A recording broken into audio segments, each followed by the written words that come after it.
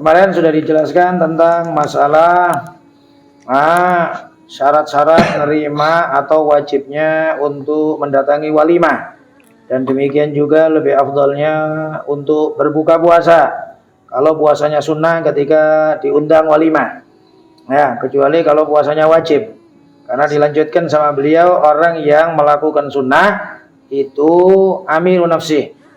Amirun nafsi itu adalah dia mengatur dirinya sendiri, ya, beda kalau wajib. Kalau fardu, kalau wajib maka harus diselesaikan. Qal wa atimul hajja wal umrata lillah, sempurnakan haji dan umrah karena Allah Subhanahu wa taala. Kalau wajib disempurnakan, wajib secara hukum syar'i, secara hukum fikih, enggak boleh dibatalkan kalau ibadah wajib. Kalau ibadah sunnah maka dia amirun nafsi, dia mengatur dirinya sendiri, ya, dia mengatur dirinya sendiri. Dia boleh lanjutkan, dia boleh juga membatalkan. Wa idza du'iya li ta'amin, kalau dia diundang untuk sebuah makanan dan dia puasa, maka lebih afdal dia untuk berbuka, wa huwal afdal. Ya, wabil khusus ketika dia menjadi tamu atau datang tamu kepada dia. Beda kalau umpamanya hanya hari-hari sering datang. Beda kalau umpamanya berkawan setiap minggu datang, sering-sering makan di situ, cuman mampir saja, ya, maka tidak disunahkan. Tapi kalau umpamanya tamu dari jauh, ya, atau kau kedatangan tamu atau kau yang menjadi tamu, maka lebih afdal untuk berbuka puasa. Li'anna jabral khawatir afdal hinaidin, karena menjaga perasaan lebih afdal saat ini. Menjaga perasaan itu lebih afdal. Ya, sudah kita sampaikan bahwa jaga perasaan itu ibadah yang termulia. Sebagaimana juga demikian menyakiti perasaan itu adalah suatu yang sangat berat di sisi Allah Subhanahu wa taala. Maka oleh sebab itu jaga perasaan. Dan nilai kemanfaatan ilmu juga demikian, jaga perasaan. Maka oleh sebab itu bukan karena banyaknya ilmu, meskipun dia alim, tapi kalau dia nggak bisa nyenangkan guru, nggak akan barokah ilmunya. Ya, nggak akan barokah. Nyenangkan terlebih dahulu. Bisa nyenangkan apa enggak? Maka oleh sebab itu semisal juga para sahabat ketika sama baginda Nabi Muhammad sallallahu alaihi wasallam, para sahabat ketika ada kesempatan menyenangkan hati Nabi Muhammad, maka semuanya ditinggalkan. Semuanya ditinggalkan. Bukan kok kemudian orang udah pikirnya aku pinter, pikirnya aku lebih pinter dari kawan, pikirnya aku lebih paham dari kawan. Enggak ada manfaat itu semuanya kalau nggak bisa menyenangkan guru. Gitu ya. Enggak ada manfaat. Maka nyenangkan terlebih dahulu. Gimana cara nyenangkannya? Gimana? Sama juga dengan orang tua juga demikian. Gimana nyenangkan orang tua? Dapatkan nyenang orang tua gimana? Kalau mau yang mengatakan, "Dah aku nyenangkan orang tua saja, enggak nyenangkan guru." Ya enggak apa-apa. Kau senangkan orang tua ya berarti kau dapat berkah hidup saja. Gitu aja, enggak dapat berkah ilmu, gitu aja. Maka sama tadi kita sampaikan untuk menjaga perasaan. Jaga perasaan. Oleh sebab itu, berapa kali kita nggak sampainya kayak Syekh Nurdin yang kemudian bawa HP dimarah-marahin. Kita nggak sampainya kayak Syekh Nurdin kemudian ngantuk dimarah-marahin. Enggaknya. Ya, tapi ya keterlaluan kali lah kalau umpamanya ngantuk tidur terus, baru kemudian makan datang baru melek. Enggak.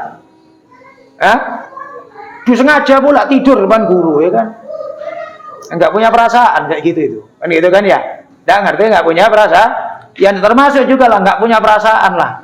Ya, kita baca 2 juz lah, kalian cuman ya tawab aja nggak bisa. Sholawat aja diem aja mulut.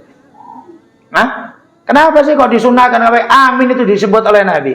Di antara 3 hal yang orang Yahudi paling gerem sama kalian itu amin bareng-bareng. Amin bareng-bareng dikerasin. Ya, terus kau pikir aku terus kemudian nggak capek gitu dah? Ya capek, tapi kita orang ya memang kita berharap kepada Allah. Berharap sama Allah, bentuk syiar. Saya berharap, saya nggak masalah. Suara saya habis, biarin. Saya bisu, biarin. Saya nggak peduli. Gitu. Yang penting ketika bisa berbuat, saya berbuat. Ketika saya bisa berbuat, saya berbuat. Ketika saya bisa berdakwah, saya berdakwah. Nanti lumpuh, nanti urusan, nanti stroke, nanti gitu loh. Kalau umpamanya nanti ada penyakit, nggak usah mikir penyakit, mati gitu. Tapi kalau umpamanya kau sehat, diem aja. Kau sehat tapi nggak berbuat apa-apa. Ya. rugi sendiri, sendiri. Maka di sinilah ya pentingnya ngambil kesempatan untuk jabrul khawatir. Bahkan kalau nggak salah pernah kita ceritakan Syekh Abdul Qadir Jailani radhiyallahu anhu arda pernah buat satu acara kenduri.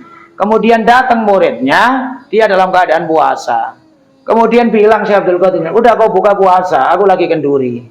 Katanya ini muridnya, "Tuan Syekh, aku lebih seret untuk puasa."